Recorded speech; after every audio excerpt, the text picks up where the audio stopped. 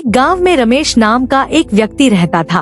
वह बहुत आलसी था और हर काम को कल पर टाल देता था। उसकी वजह से उसका खेत सूखा पड़ा रहता था और उसकी आर्थिक स्थिति दिन ब दिन बिगड़ती जा रही थी। परिवार के लोग उसे समझाते, लेकिन वह अपनी आदत नहीं बदलता था। एक दिन गांव में एक संत आए। रमेश उनकी प्रसिद्धि सुनकर उनके दर्शन करने गया। संत ने रमेश से पूछा, बेटा तुम्हारी परेशानी क्या है? रमेश ने जवाब दिया, महाराज मैं बहुत आलसी हूँ।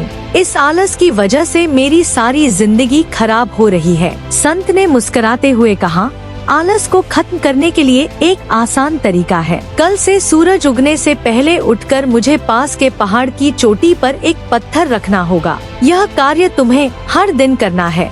रमेश ने सोचा कि यह काम मुश्किल है, लेकिन अगर इससे आलस खत्म हो सकता है तो कोशिश करनी चाहिए।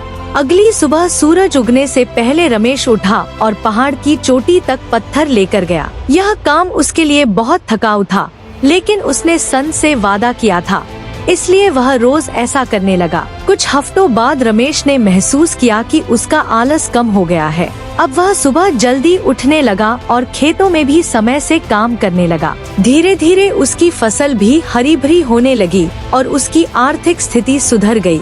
एक दिन संत ने रमेश को बुलाया और कहा, तुम्हारा आलस खत्म हो चुका है, क्योंकि अब तुम अपने दिन का सही उपयोग करना सीख गए हो। जो व्यक्ति अपने दिन की शुरुआत मेहनत से करता है, उसके जीवन में कभी आलस नहीं आता। रमेश ने संत को धन्यवाद दिया और हमेशा मेहनती बने रहने का वादा किया। सीख, आलस को खत्म करने का एकमात्र तरीका है मेहनत करना और सही आदतें विकसित करना। जब हम समय का सही उपयोग करते हैं, तो सफलता हमारे कदम चूमती है।